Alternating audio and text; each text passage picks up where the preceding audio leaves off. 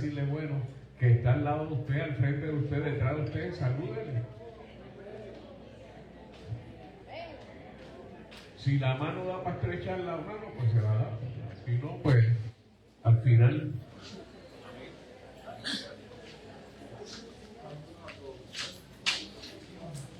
Como bien se ha venido diciendo desde el principio, ¿verdad? El culto de hoy va dirigido en esta experiencia, en este relato que nos sirve de base, la experiencia de aquellos caminantes, aquellos dos caminantes que iban hacia Emaús después de la crucifixión de Jesús. Y el título que yo le he puesto a esta predicación es: Jesús camina contigo aunque no lo reconozcas, y hace que el corazón vuelva a arder.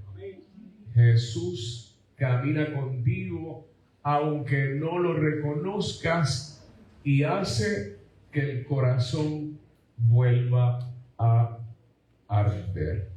Y tenemos como referencia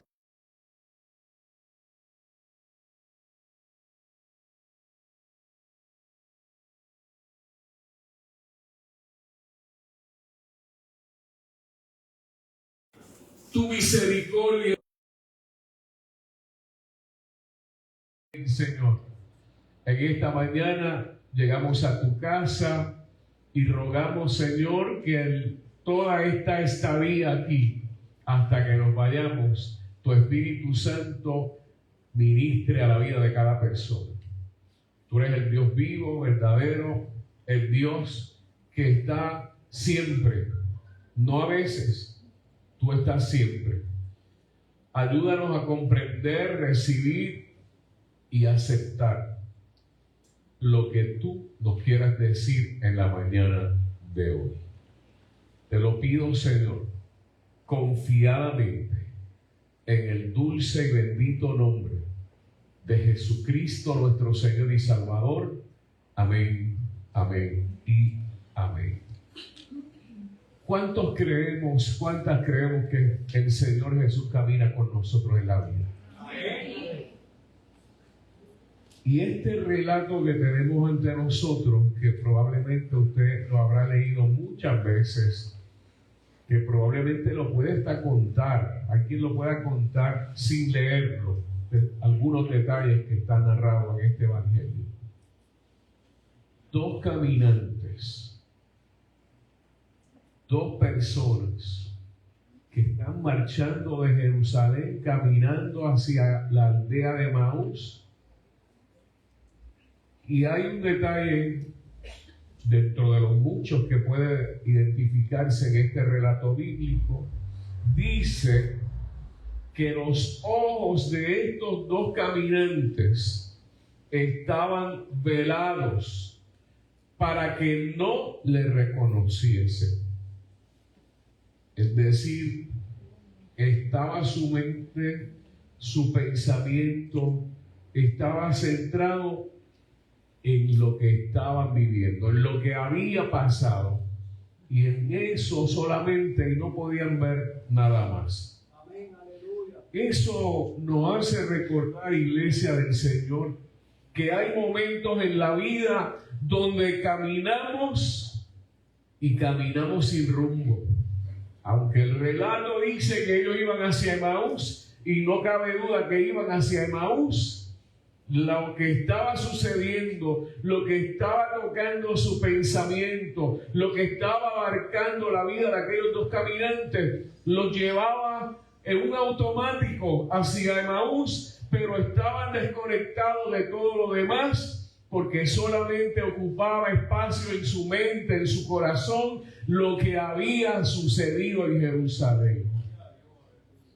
Hay veces que seguimos avanzando en esta vida, en esta ruta, todos los días, lo rutinario del día a día, pero llevamos el alma cansada. Nos sentimos agobiados y agobiadas. Y como que todo está fluyendo, pero nada está tomando sentido en lo que va sucediendo en nuestra vida. Probablemente podemos inclusive hablar de Dios, hablar de que Dios es bueno, que Dios es grande, que Dios es poderoso, pero sentimos que Él no está. Y hago una pausa para decir que nuestro caminar de fe no debe depender de que yo sienta a Dios o que no lo sienta. Hay gente que vive en su fe porque sienta a Dios. Mire, vamos a ser honestos, vamos a ser sinceros. Hay días que quizá usted no siente nada extraordinario y entonces significa que Dios no está. ¿Será que Dios está más que cuando yo lo siento? Cuando yo percibo que Él está. Dios está siempre. Dios está si usted lo siente y si yo lo siento. Y Dios está si yo no lo siento y usted tampoco. ¿O acaso eso no es lo que está narrándose? Si fuera a cerrar aquí mismo el sermón, eso no es lo que estaba pasando ahí. Jesús estaba, sí, pero ellos no se daban cuenta. Así estaban aquellos discípulos. Iban camino a Emaús. Aquí no dice que eran incrédulos. Aquí no dice que estaban en contra de lo que fue Jesús. Eran creyentes, eran seguidores de Jesús. Pero eran seguidores que en ese momento dado estaban confundidos, estaban tristes, estaban desilusionados.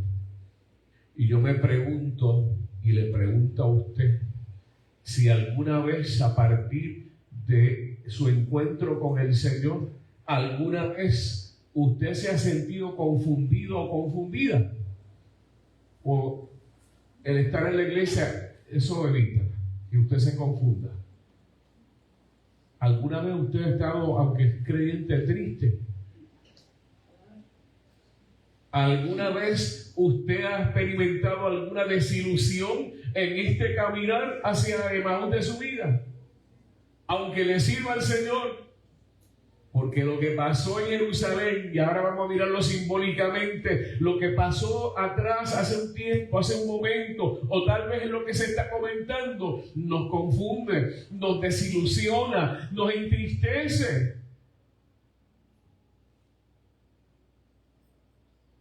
Aquel era un camino lleno de decepción. El texto del Evangelio de Lucas dice que iban hablando todo el tiempo de lo que había sucedido. Mis hermanas y hermanos, hay veces que usted tiene un problema, y yo también, y puede haber 100 temas, pero usted habla más que de eso. ¿Cierto o falso? Puede tener 1000 opciones, pero usted está hablando de eso, o yo estoy hablando de eso, y alguien trata de moverle, cambiarle el tema, pero usted vuelve al mismo tema. Quiere decir que hay algo de ese tema está trabajando fuertemente en usted, está ocupando ese gran espacio en su pensamiento. Ellos estaban diciendo lo que había sucedido.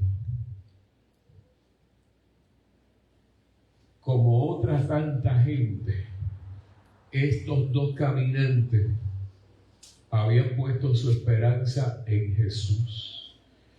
Pero la cruz donde fue llevado Jesús, aquella cruz que en un momento determinado estuvo bañada de sangre, aquella cruz que se convirtió en la forma de mucha gente burlarse, estaba haciéndoles pensar que todo había terminado. Y tan fácil para mirar el texto que dice, nosotros esperábamos. ¿Qué es lo que está diciendo ahí? Ya no hay nada que buscar. Eso es lo que esperábamos, pero no sucedió.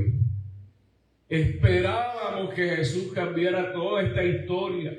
Esperábamos que fuera quien le devolviera la esperanza al pueblo. Esperábamos que todo lo negativo que estaba sucediendo se fuera. pero no lo logramos porque lo crucificaron y murió. Me parece que cuando usted mira esa frase, esa expresión, tiene un peso muy fuerte. Hay veces que la gente dice, esperábamos un milagro. Hay momentos en la vida que uno espera un milagro, ¿verdad que sí? Pero de momento lo que hay es un silencio. Esperábamos una respuesta, pero no hay respuesta. Lo que hace es que el dolor sigue aumentando. Esperábamos algo distinto, pero lo distinto es que lo que sucedió en Jerusalén nos ha golpeado, nos ha estremecido. Cuando miramos entonces a Emaús, Emaús representa ese lugar emocional donde usted y yo llegamos cuando la vida no sale como pensamos. Y muchas veces en la vida las cosas pasan como no queríamos que pasaran. Muchas veces. A veces ponemos un frente aquí, no, todo está bien, todo está chévere, nítido, falso. No todo está nítido siempre. Hay momentos que nos sentimos quebrantados, afligidos, dolidos al extremo. Y no quiere decir que Dios no esté, iglesia. Dios está. Llévese eso para su casa hoy, para su corazón, para su mente. Aunque yo esté viviendo el peor momento, el momento muy difícil, Dios siempre está. ¿Cuántas veces hemos caminado a nuestro Emaús? Quizás no la aldea, pero lo que significaba Emaús en ese texto. ¿Cuántas veces ese lugar es donde nos refugiamos para sentir que hemos fracasado, que no logramos lo que queríamos, que el sueño se rompió, que la meta fue imposibilitada de alcanzar y que ahora lo que siento es un vacío, aunque aparente no tener ningún vacío en mi vida? Jesús, iglesia, camina con nosotros. Jesús camina contigo, hermano y hermana. Créelo, Jesús camina contigo, aunque no lo reconozcamos. Ese relato que se leyó aquí, que estoy yo haciendo referencia en la mañana de hoy, nos dice algo bien poderoso, que Jesús se acercó y caminaba con ellos. Pero ellos no se estaban dando cuenta. No lo reconocieron. Y esto es un misterio, ¿verdad? Cuando usted lo mira así de momento, ¿cómo que no lo reconocieron? Pero yo le pregunto a usted, ¿habrá habido alguna vez en su vida que alguien que usted conoce bien, de momento lo ve o la ve y no le conoce? Y esto es lo rutinario de la vida. Yo he pasado varias veces. Yo una vez pregunté a alguien, ¿quién será esta persona? Y cuando me dijeron quién era, me sentí como un poquito caliente en la cara, porque tenía que conocerlo demasiado obvio. Y eso nos pasa en lo cotidiano. Imagínense cuando usted y yo estamos inmersos en un problema, cuando estamos afligidos, cuando el dolor se apodera de uno, cuando lo que sentimos es tristeza, no reconocemos lo que está pasando a nuestro alrededor y tal vez ni a la gente que está a nuestro alrededor. Jesús estaba ahí con estos caminantes, seguía caminando y seguía dialogando con ellos, pero ellos ni lo veían, ni lo identificaban, ni podían comprender lo que expresaba el Maestro. Hay momentos donde Dios está más cerca de lo que usted y yo pensamos. Oye, iglesia, Hay momentos en que usted y yo estamos pensando que estamos solos y solas, pero ahí, aunque usted no vea a Dios, Dios está ahí, Dios está presente, Dios se hace realidad en su vida. Nuestro Dios no impide el dolor, no impide que nos sintamos tristes, no lo impide. Eso es una falacia. Quien lo diga le está faltando la verdad y la integridad de la Escritura. En la vida vamos a pasar momentos duros, tristes, difíciles, perdemos, fracasamos, nos dolemos, pero siempre Dios está. En medio de lo que llamamos hoy muchas veces los procesos, en cada proceso Dios está presente. En cada duda que usted tiene o que yo tengo, Dios está presente. En cada tristeza provocada por algo o por alguien, Dios está presente. Y reitero, Dios está aunque usted no lo sienta. Mire, esta iglesia que lleva 92 años. Yo tuve mucha parte de mi niñez y de mi juventud aquí. Y ahora llevo con ustedes casi 4 años. Y aunque sea pastor, hay días que uno dice, el culto estuvo bien, pero yo no sentí nada extraordinario. Y entonces yo tengo que decir, Dios no está en la iglesia metodista Samuel Gutiérrez.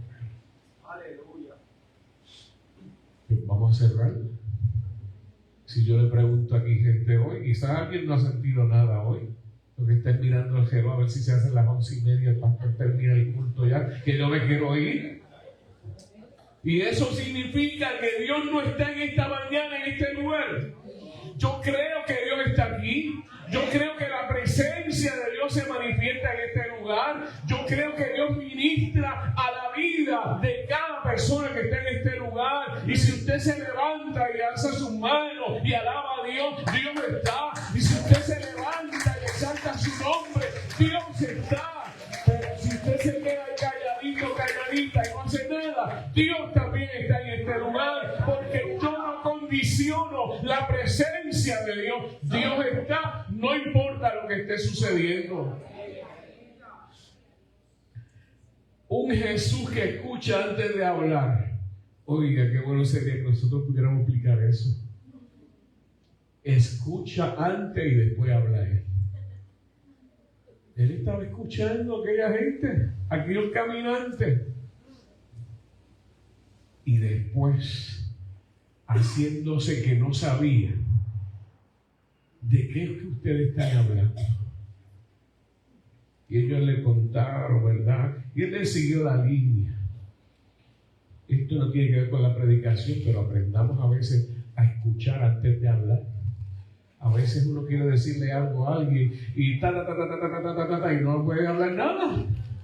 Termino diciendo amén, aunque esté de acuerdo con lo que ella ha dicho, ¿verdad? Esa disciplina, esa habilidad de escuchar es importante. ¿A usted le gusta que le escuchen? ¿Verdad que sí? Haga pausas, escuche, no oiga, escuche lo que le va a decir. No tiene que ver, eso es otro estudio bíblico, escuela bíblica, otro sermón. Eso es para recordatorio aquí. Jesús sabía de lo que ellos estaban hablando, pero Él quería que ellos le dijeran. Y cuando los escuchó, pudo ver cómo se sentían. Ellos le están contando del dolor que sienten, de la frustración, de la confusión que siente. Es importante que usted y yo sepamos en esta mañana, salgamos de esta casa hoy, que Dios siempre va a estar mirando nuestro dolor, y que es bueno que usted le diga a Dios lo que le duele, lo que le frustra, lo que le hace sentirse mal, porque antes de Dios solucionarnos las cosas, de ayudarnos, de abrir las puertas que Él sabe abrir, Dios quiere trabajar con nuestra realidad, con lo que sentimos, cómo nos sentimos. Dios quiere trabajar con tu mente, con tus emociones, con tus sentimientos, con tus actitudes, con tu problema, con tu enfermedad. Dios quiere trabajar con eso, pero cuéntaselo.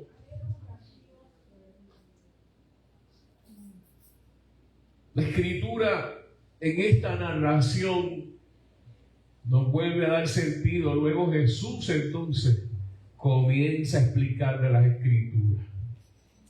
Oiga, qué importantes son las Escrituras. La Biblia. La Biblia, que usted no tenga como meta memorizarse la Biblia, pero tenga la meta de leer un poquito todos los días. Si el libro grande le pesa, ponga una Biblia en el celular y lea un capítulo, lea algo. Claro, no pase los 365 días del año leyendo el Salmo 23, Jehová mi pastor, nada me faltará, y mañana el mismo. Busque otros momentos, ¿verdad? No empiece por Apocalipsis, porque en el segundo capítulo la cierra y no la abre más. Vaya a los Salmos, vaya a los Evangelios, vaya por allá a algunos libros del Antiguo. Poco a poco, vaya mezclando. Pero si usted quiere ver un orden adecuado, correcto y beneficioso, comience por los Evangelios, leyendo a Jesús. Y Jesús comienza a explicarle las Escrituras. Y le dice, ¿acaso no decían los profetas tal y tal cosa? Muchas veces interpretamos la vida desde la emoción. Y las emociones son importantes y son parte de nosotros. Y que diga que no se emociona, pues no sé.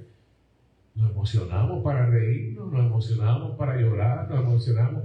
Yo sé que aquí nos pasa eso, como decía alguien, pero nos emocionamos y nos da coraje, nos molestamos. No se quede en esa emoción siempre, ¿no? Porque eso le va a poder ocasionar problemas. Pero eso es parte de la vida del ser humano, tener emociones.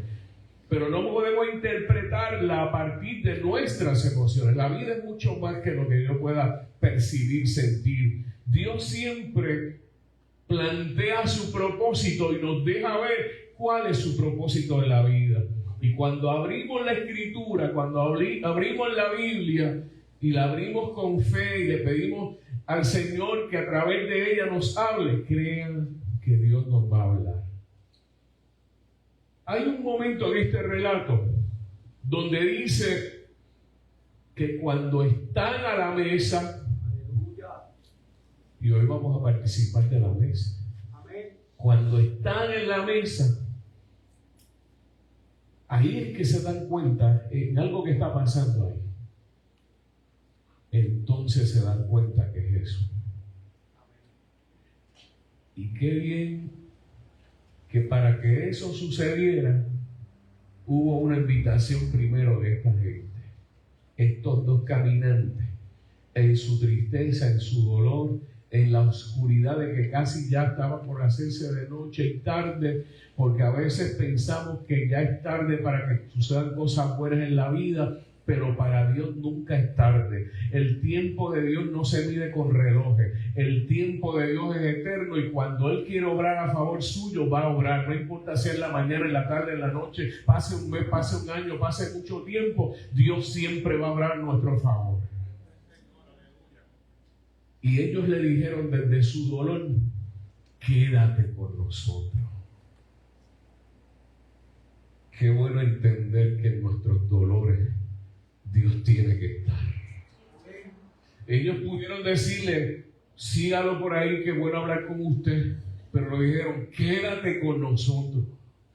Porque es que Dios usa los eventos de la vida para hacernos entender que lo necesitamos en el día a día. Dios nos hace entender que a Él lo necesito en el tiempo bueno y en el tiempo difícil, y que la vida tal y como la miramos es nada si Dios no está presente. Y ellos le dicen, quédate con nosotros. Ojalá que todos nosotros aquí, y como se está transmitiendo la predicación, que alguien que esté en un momento y proceso de dolor pueda entender que lo único que puede transformar su dolor y cambiarlo en esperanza se llama Jesucristo. Que usted y yo le podamos decir en el día de hoy al Señor, conmigo, quédate en mi familia, quédate en mi matrimonio, quédate con mis hijos, quédate, Dios, porque te necesitamos. Y esa invitación hace que entonces Jesús tome el pan, lo parte, lo bendice y se lo dio. Y ahí es que se dan cuenta que era Jesús. Y uno diría, ¿por qué? Probablemente porque ya Jesús tenía un estilo único de cómo partía el pan, de cómo lo bendecía. Y ahí el dolor fue bajando la intensidad y se dieron cuenta que aquel era el maestro, el que había sido crucificado, pero que verdaderamente lo que estaban diciendo las mujeres que ellos cuentan era verdad. Mis hermanos, mis hermanas, Iglesia Metodista tiene una experiencia que se llama la experiencia del corazón ardiente, que eso va a ser en mayo, que se va a recordar, pero cuando Dios toca nuestra vida, nuestro corazón arde. Cuando Dios toca tu vida y toca mi vida, nuestro corazón vuelve a arder. Cuando Dios toca la vida de cualquier persona, comenzamos a encontrarle el significado a la vida, la hermosura de la vida, la belleza de la vida. Probablemente como aquellos dos Cleofas y otro más, o puede haber sido otra más, se dieron cuenta que aquel era Jesús.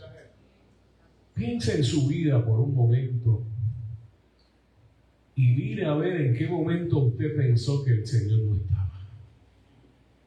Mire a ver en qué momento usted dijo, Dios no está aquí. A lo mejor yo lo he pensado y no se estremezca porque está diciendo el pastor. A lo mejor yo he pensado que Dios no está. Y una historia que usted la ha escuchado 2 millones de veces de mi parte.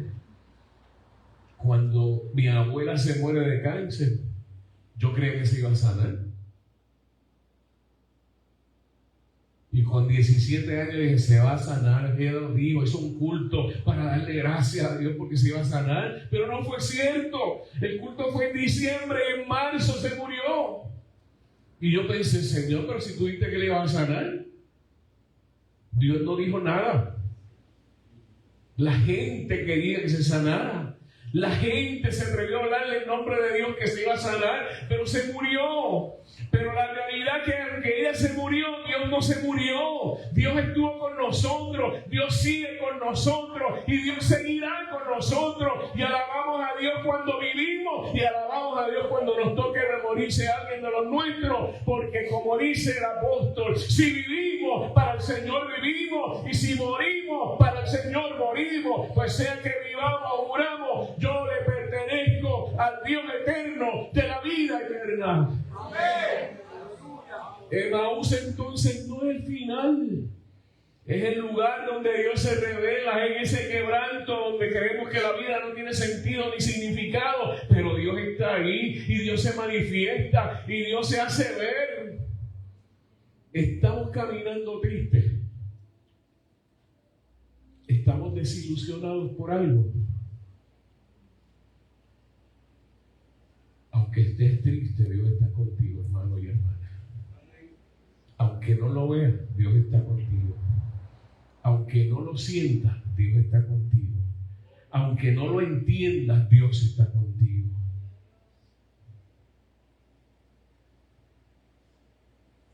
El dolor y la desilusión nublan la visión.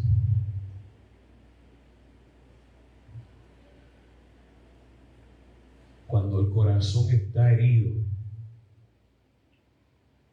la fe puede debilitarse muchas veces.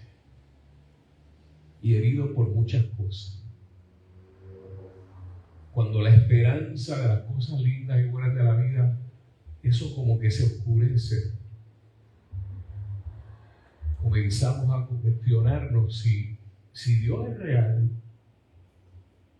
si Dios es verdadero, Y Dios es real, Dios es verdadero, pase lo que pase.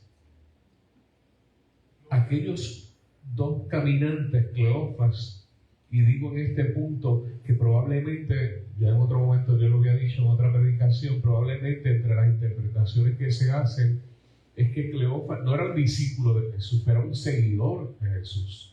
Y probablemente este Cleofas que iba acompañado con alguien, probablemente iban hacia su casa, pues con toda seguridad, que es el punto de mayor creencia en los analistas, es que quien iba con Cleofas era su esposa. Pero como para aquel tiempo ser mujer no tiene ni nombre. Qué triste, ¿verdad? Qué bueno que hoy las mujeres son líderes como pueden ser los hombres. Qué bueno que vino a dirigir la liturgista caballero una mujer. Y qué bueno que esta iglesia, cuando yo miro la cantidad de líderes, hay más mujeres. Y qué bueno que no contaba, pero no sé si me da con mirar así, yo creo que hoy hay más mujeres que hombres. Como que se alegró aquí.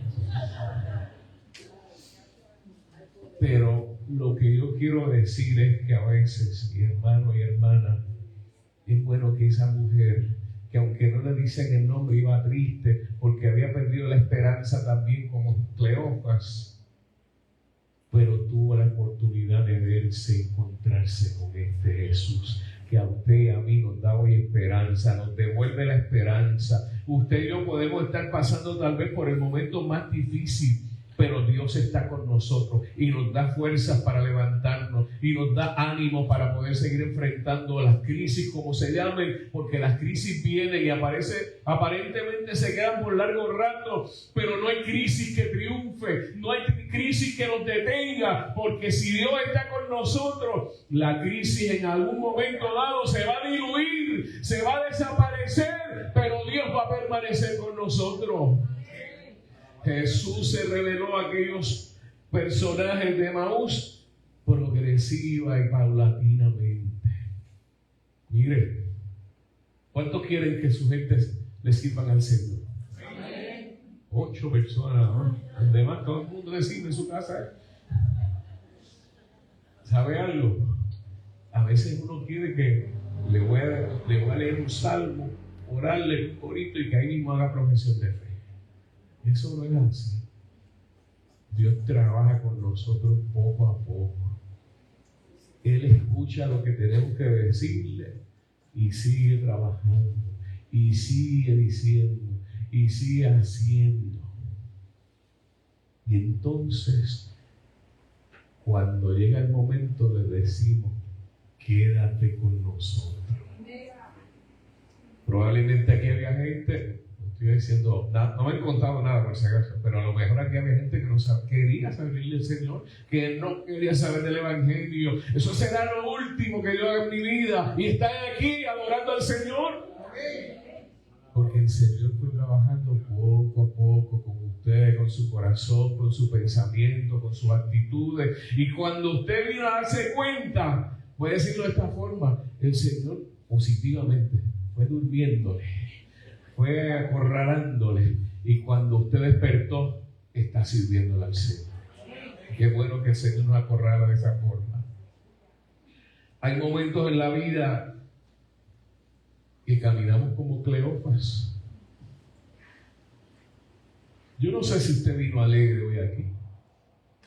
Yo no sé si usted vino triste aquí, ¿no? Yo no sé si usted vino con una mayor preocupación. Yo no sé si usted trajo una carga pesada de un problema, pero está aquí en esta casa del Señor. Y como está en esta casa del Señor, el Señor se acerca a su vida para recordarte: estoy contigo. Amén. Camino contigo. Yo sé lo que estás pasando, estoy contigo. No voy a eliminar lo que estás pasando. Este proceso vamos a seguirlo, pero yo estoy contigo. Yo no te voy a abandonar. Cuando lleguen los problemas, no abandone al Señor. Y es un error demasiado terrible. Pues Señor, como tú no me resuelves lo que yo quiero que me resuelva, pues hasta aquí llegamos. Quédese. Siga al Señor. Sírvale al Señor. Dele lo mejor de usted con fuerza o sin ella, porque en un momento determinado usted va a ver la gloria de Dios manifestarse en su vida.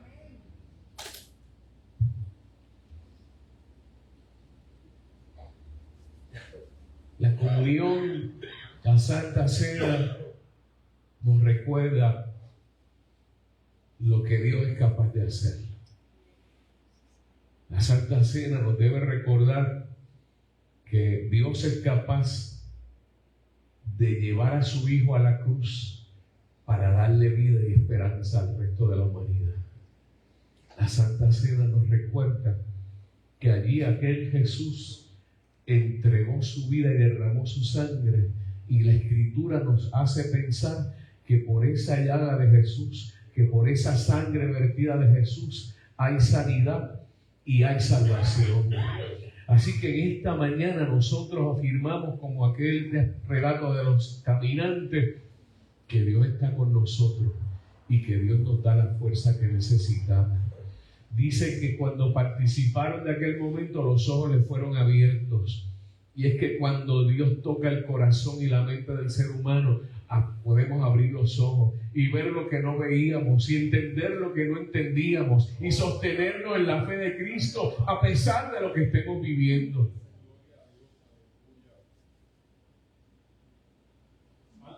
Aquel corazón que ardió recuerda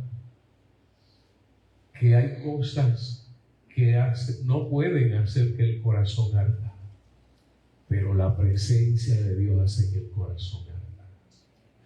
Y esto no es asunto de sonido, esto no es asunto de movimientos, esto es asunto de convicciones, de que yo sepa que Dios me ama, que Dios me perdona, que Dios me restaura, que Dios me sana, que Dios me levanta, que Dios abre puertas en el camino para que yo pase por ella, y al abrirse, Él permite que yo pase, pero Él seguirá conmigo.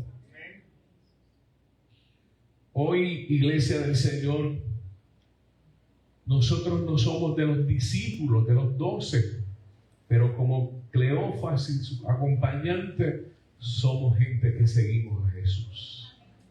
Seguimos a Jesús, ¿verdad que sí? Usted sigue a Jesús, ¿verdad que sí?